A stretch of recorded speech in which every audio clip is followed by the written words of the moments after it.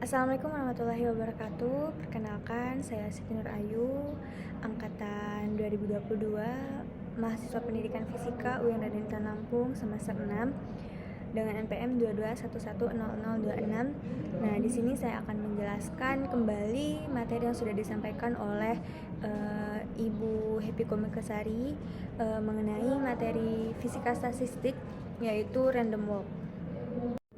Nah, perlu teman-teman ketahui ya bahwasanya dari penjelasan yang sudah disampaikan itu, random walk itu merupakan serangkaian langkah acak yang berturut-turut gitu ya dalam suatu ruang matematis. Nah, kehadirannya itu bisa dinyatakan secara probabilistik gitu kan. Kemudian contoh-contoh dari random walk itu jika di bidang ekonomi, dia tuh bisa memodelkan harga saham dan faktor-faktor lainnya gitu kan. Terus kalau untuk genetika populasi, dia itu langkah acaknya dalam suatu sifat statistik berupa hanyutan genetik gitu. Terus kalau untuk di bidang fisika sendiri, dia memodelkan gerak Brown dan gerak acak molekul gitu ya. Terus habis itu kalau untuk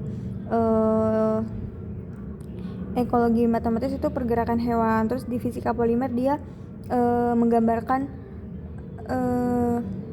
rantai ideal gitu ya. Terus kalau untuk penelitian otak, dia memodelkan sel saraf yang ditembakkan di otak gitu teman-teman. Dan si random walk ini bisa ada di mana saja gitu ya, asal bisa ditinjau secara probabilistik gitu.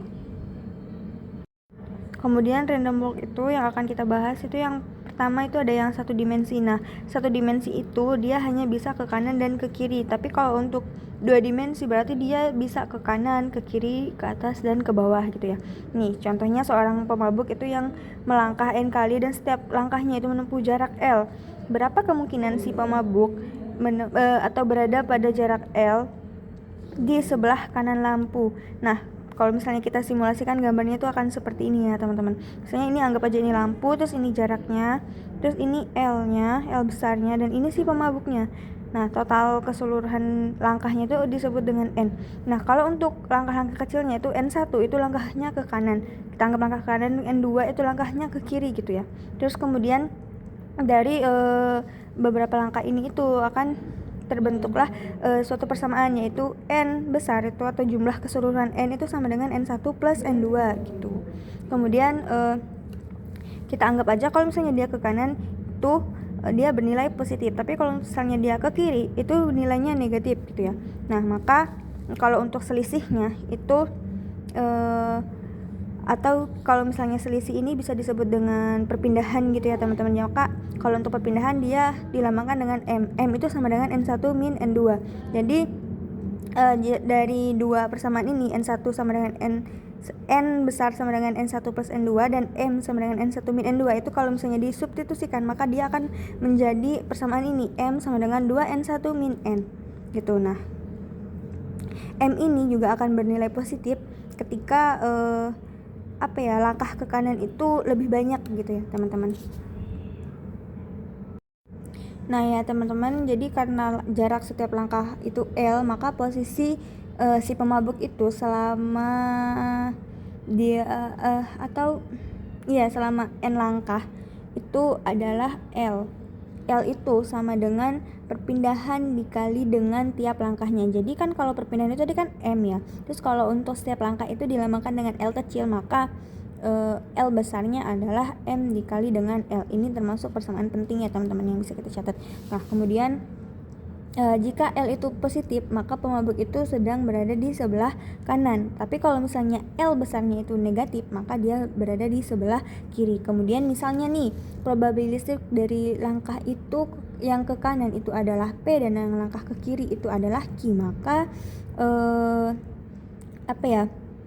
nilai dari probabilistik itu selalu 1 atau dia 100% gitu ya teman-teman. Nah, ini 1 sama dengan P plus Q. Ini untuk nilai dari probabilistik ya teman-teman. Jadi kalau misalnya di sini 1, maka P sama dengan Q dan P itu sama dengan setengah, Q itu sama dengan setengah juga.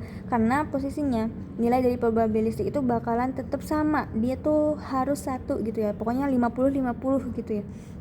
Jadi tidak ada kemungkinan kalau misalnya P itu lebih besar atau Q-nya lebih besar, enggak. Jadi nilai mereka tuh sama, pasti setengah-setengah atau 50-50 gitu ya. Nah, kalau pecahan dari persamaan ini itu misalnya ini P ini untuk N1 dan Q ini untuk N2, atau ini nanti sama dengan P pangkat N1 dan Q pangkat N2 gitu. Kemudian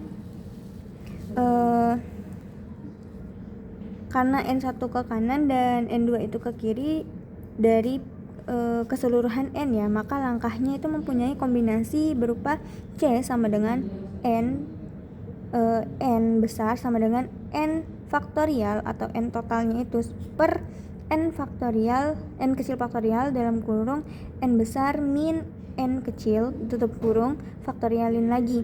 Nah, kemudian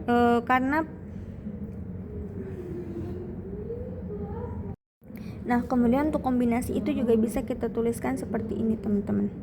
Jadi C N pangkat N itu tadi sama dengan N besar itu faktorial per N kecil itu untuk N1 faktorial, dan yang N besar min N itu untuk N2 faktorial gitu. Jadi nilainya N besar faktorial per N1 faktorial, N2 faktorial gitu untuk kombinasi. Kemudian untuk probabilitasnya ya seperti ini. Pn dalam kurung N1, N2 sama dengan N keseluruhan per N1, N2, P N1, Q N2. Nah, ini untuk mencari probabilitasnya menggunakan fungsi probabilitas ya, atau distribusi binomial. Nah, kemudian kita langsung masuk ke contoh ya teman-teman. Jadi kan tadi udah ada beberapa beberapa rumus pentingnya gitu teman-teman, udah kita catat. Nah, untuk rumus yang paling penting itu yang di probabilitasnya. Jadi yang di sini yang bakalan kita cari itu probabilitasnya. Misalnya nih si pemabuk itu berjalan di alun-alun gitu ya, dengan bergerak 4 langkah gitu ya, 4 langkah datar, dan setiap langkahnya itu 25 cm gitu. Nah, tentukan probabilitas 50 cm di kanan lampu. Nah, jadi kita tulis dulu diketahuinya itu N sama dengan 4, L kecil sama dengan 25 cm, dan L besarnya 50 cm gitu ya. Nah, kemudian kita catat nih atau kita tuliskan kembali rumus-rumus penting yang udah, atau persamaan penting yang udah kita pahamin sebelumnya gitu ya. Ada N besar sama dengan N1 plus N2, kemudian M sama dengan N1 min N2, M sama dengan 2 N1 min N, dan L sama dengan M dikali dengan L kecil gitu. Nah, kan tadi kita udah tahu nih bahwasanya kalau untuk mencari nilai M itu harus menggunakan rumus ini, atau bisa menggunakan rumus ini, atau bisa menggunakan rumus ini. Tetapi yang diketahui di soal itu kan hanya L besar dan L kecil ya, jadi kita menggunakan rumus yang ini teman-teman. Nah, kemudian kita tulislah rumusnya ini, M sama dengan L besar per L, berarti sama dengan kalau untuk L besarnya 50 per L kecilnya itu 25 sama dengan 2 gitu ya. Kemudian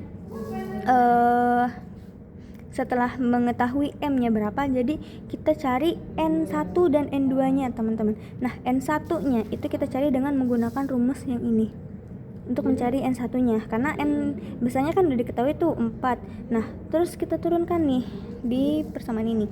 Berarti M sama dengan 2 N1 min N sama dengan, kita masukkan nilai M-nya 2 sama dengan 2 N1 min 4, karena N besarnya 4 ya. Kemudian 2 N1 sama dengan 2 plus 4. 2 N1 sama dengan 6, N1 sama dengan 6 per 2, dan N1 sama dengan 3.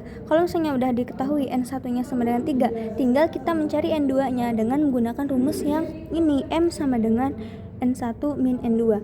M tadi kan udah diketahui tuh 2, berarti N1 nya kan udah diketahui juga 3, min N2. N2 nya berarti sama dengan N1 min M. N2 sama dengan 1 gitu. Nah, kalau misalnya udah diketahui semua nilainya, nanti barulah kita bisa mencari probabilitasnya.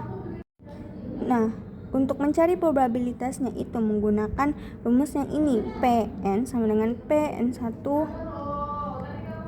koma N2 sama dengan N besar faktorial per N1 faktorial N2 faktorial P N1